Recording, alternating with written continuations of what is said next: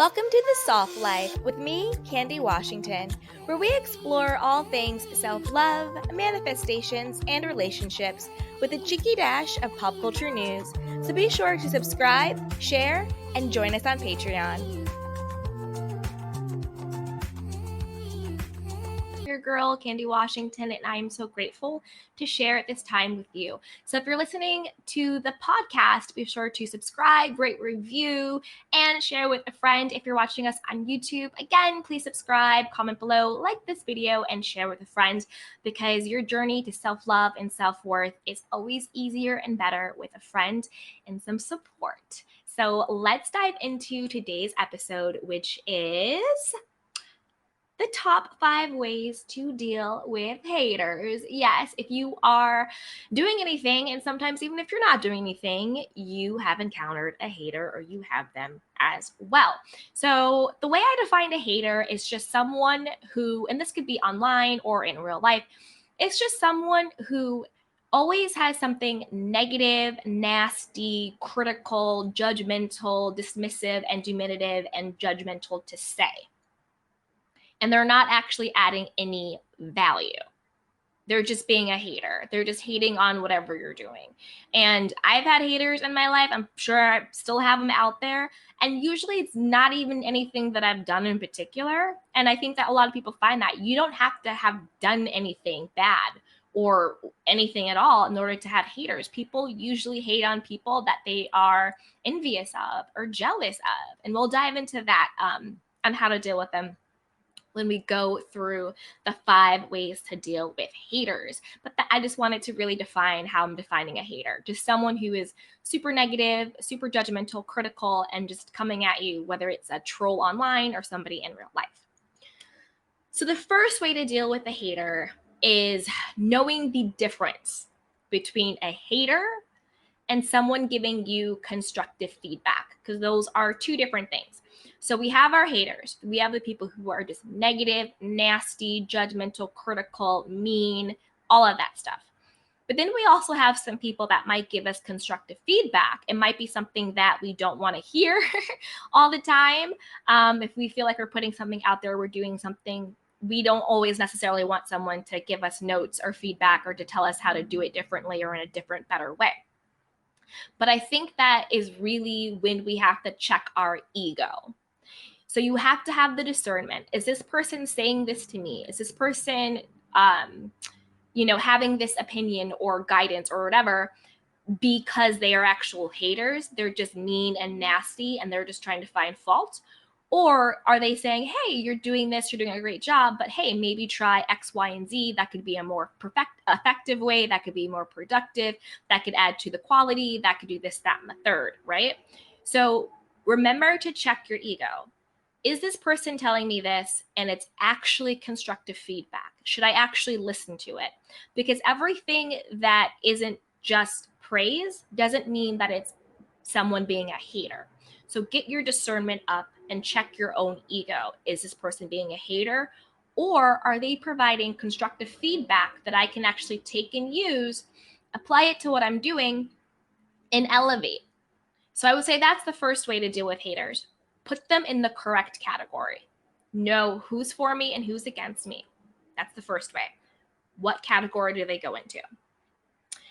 The second way to deal with haters is to really work on your own self-esteem and your own self-concept and your own self-worth. And this is tied into the first one, which is having that discernment of, is this a hater or is this someone giving me constructive feedback, right? Because it's not always just about the other person. You also have to think about, why am I letting this get to me? Why am I being triggered by this? Am I internalizing what they're saying? So you really want to make sure you're working on your own self-worth and your own self-esteem, because when you know who you are and somebody calls you out of who you are and they're mean and nasty, you don't respond to it. You don't engage with it. You don't internalize it. By internalize it, I mean you don't start to believe that about yourself. So if you're online and somebody calls you ugly, somebody calls you fat, somebody calls you thin, somebody calls you X, Y, and Z, people If somebody doesn't like the way your voice sounds, the way your hair looks, the way your clothes fit, whatever it is, right? When you are confident in who you are, you don't let the nasty comments and opinions of other people infiltrate that. It's having a thick mental, emotional, and spiritual skin where you are so clear on who you are that when anybody comes to you with any BS, when anybody comes to you with anything other than that, you don't even hear it, you don't acknowledge it, it doesn't infiltrate the knowingness of who you are. That's why self-love is so important to work on. That's why having a good self-care routine and a self-care practice in place is so important. And we also have to remember that, yes, we're still humans. So you can have confidence and self-esteem and self-worth, but words are still hurtful at times. Words can still penetrate and get through. So even when you have a great self-concept, sometimes that gets through. And when it gets through, you then have a self-care plan in place to take care of yourself. Maybe it's some affirmations, right? Like I refuse to internalize any negativity that does not serve the highest version of who I am. If someone is coming at you, right? Maybe it's calling up a friend and be like, hey girl, can you believe this person said this? Ha ha ha ha, let's laugh about it. You get it out, you get that support, you get that reassurance, right? Maybe you write down the comment of what somebody said or what somebody said to you, and you rip it up and you burn it and you release it out of you. Whatever you need to do when you feel that you start to internalize the negativity of a hater, you do that, because at the end of the day, you remember who you are and you stand in your knowingness. So you work on your self-esteem, you work on your confidence, you work on your self-concept, and then you have that level of awareness of, hey, this is actually really getting to me. And then you have certain things in place to make sure that you don't internalize it. It doesn't make you depressed. It doesn't make you sad. It doesn't bring you down. It doesn't make you stop, right? Because that's what they're trying to do. They're trying to get you to believe the nastiness they're saying about you. So don't give them that power in your life. The third is to consider the source. This again ties back into number one. Is it a hater or is it somebody giving me constructive feedback? Consider the source. Usually if someone is online, you don't even know who they are, hiding behind an avatar or a photo or a pic or whatever, or if it's a really nasty coworker, a nasty family member, a frenemy, or a toxic, romantic relationship, consider the source. Is this person a valid source? Usually somebody online being mean is because they hate themselves. They hate their own lives. They're not fulfilled with who they are. And so they get online and they spew poison and they spew toxicity because they want other people to feel as bad about themselves as they feel. Consider the source. Is this a loving source? A trustworthy source? Is this a source that I even know? Why do you even care? Why are you listening to what a stranger says? They don't even know you, right? Consider the source. And then in real life, consider the source. Is this a toxic family member?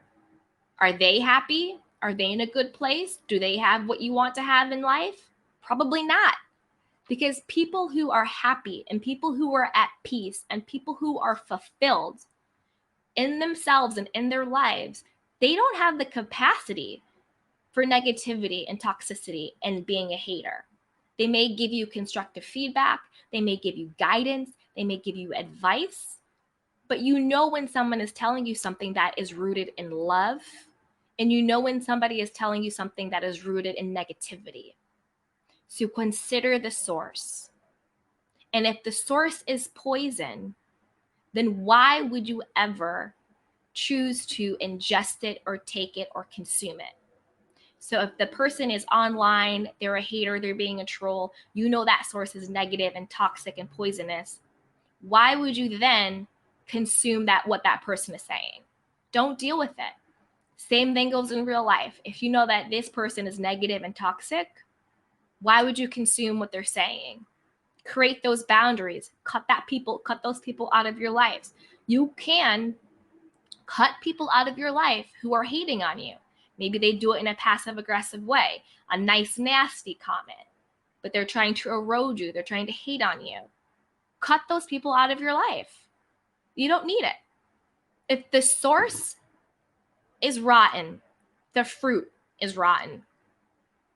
Point blank, period. The fourth is to take it as a compliment and don't engage.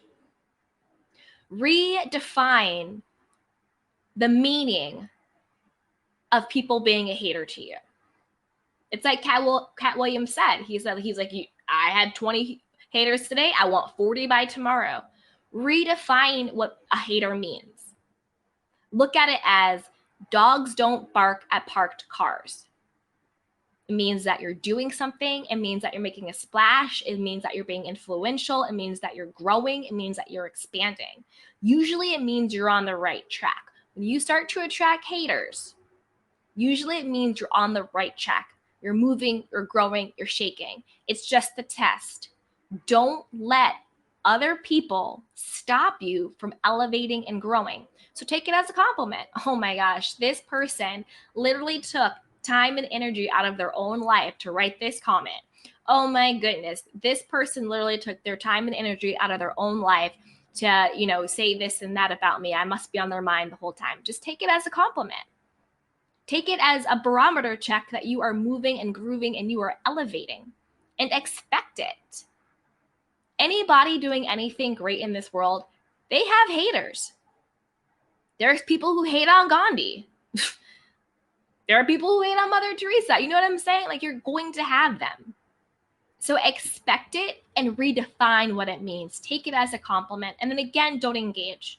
Goes back to the other signs and the other ways. Don't engage. If you know that the source is poisonous, don't engage in the poison. Don't comment back. Don't have a Twitter fight. Don't have an in real life argument. You don't got to fight with your toxic aunt or your toxic uncle or your toxic sibling at Thanksgiving. You don't have to engage, because that sometimes is a form of somebody being a hater, right? You don't have to engage. If you knew that there was a bucket full of poison, would you jump into that bucket and swim around? No. So don't engage in other people's toxicity and poison and negativity, because that will just consume you and that will get into you. So don't engage. Expect that you're going to have haters. A lot of dogs bark at dogs don't bark at parked cars. Expect it. And then redefine what it means, and then don't engage with them. Don't drink their poison. And then that brings us to the fifth and final one, is be mindful of the content that you consume, right? If you're working on your self-concept and your self-worth, but reading the comments is going to trigger you, don't read the comments. And I'm talking about like online. Don't read the comments. You control the content that you consume. So if there's a hater, if there's an online troll and they're sending you nasty, mean messages, delete, block. Don't read them. Because something can't affect you if it can't reach you. Have boundaries and borders around you. Protect your peace, protect your joy, protect your self-esteem, protect your confidence. Create those borders and boundaries for yourself. The moment you see somebody being nasty online, block them. Don't read all the comments. Delete them. Get it out. Get it out of your sphere. Get it out of your energy sphere. You control the content that you consume. It goes back to what I said. Don't drink their poison. And then in real life, you control who is allowed to participate in your life. I'm talking about adults. Children, it's a little different, but I'm talking to adults here. You control it. If you have a toxic sibling, you might have to let that sibling go. You have a toxic family member, you might have to let that family member go. Toxic friend, let them go. Toxic coworker, don't engage. You are the authority of who you have in your life. So if you have a frenemy who's a low-key hater, don't have them in your life. You don't need that friendship. Because a lot of people are friends with their number one haters. It's bizarre, but a lot of people are. And we all know that friend who always has something slick to say about you. That's a hater. Cut him out. You don't need it. Take inventory, take stock of who you have in your life in real life. If they are a hater, outward or low key, get them out of your life. Online, you control the content that you consume. Block, delete, don't read the comments. Don't let it in. Your peace, your joy, your self-esteem, that is precious. So you need to protect it. Don't let it reach you. Be mindful of it. So there you have it. Those are my 5 ways to deal with haters. The first is have the discernment. Know the difference between, is this a hater, negativity, or is this constructive feedback? The second, really work on your own self-worth and your self-confidence and your self-esteem. Fortify yourself. You can't control other people, but you can control yourself. Work on yourself so that it's harder and tougher for the negativity to internalize and to get to you. Take ownership, take accountability of how you feel about you so that no matter what anybody else says, you know who you are. The third, consider the source, right? If it's a negative, toxic person, why are you believing anything they're saying? Why are you even engaging in it? If the tree is rotten, the fruit's rotten. Consider the source. The fourth, take it as a compliment and don't engage. Expect to have haters. Redefine what that means to you. It's just a sign of success. It's a sign that you're doing something. They have something to be jealous of. They have something to be envious of. Keep climbing, keep moving. It's a sign that you are elevating. Expect it and redefine it. Don't engage in it. And last, be mindful of the content that you consume and be mindful of who you have in your life. You are allowed to end relationships. You are allowed to block and delete. Your well-being is your first and best priority. So take care of yourself. Protect your peace, protect your joy, protect your mind, protect your self-confidence and your self-esteem. Those are precious things, so protect them. Build that fortress around you. So if you identified with anything I talked about during today's episode, please find me over on Instagram at Candy Washington. Give me a follow, shoot me a DM, tag me with any of your aha moments, and I will be sure to tag you and show you some love back. If you're watching on one of our podcast platforms, be sure to subscribe, rate, and review. And if you're watching this on YouTube, also subscribe, leave a comment below, and share and join our self-care community. So as always, be well. I appreciate you taking this time with me. Take care of yourself and each other. Until next time, see ya. Bye. Welcome to Sugar Pills, a practice. Ready to unlock your true potential and manifest the life of your dreams? Then I've got something super special just for you. Our mind-blowing self-love and manifestation courses. Picture this. A journey of self-discovery where you'll find a deep well of self-love and acceptance. Say goodbye to self-doubt and hello to unshakable confidence.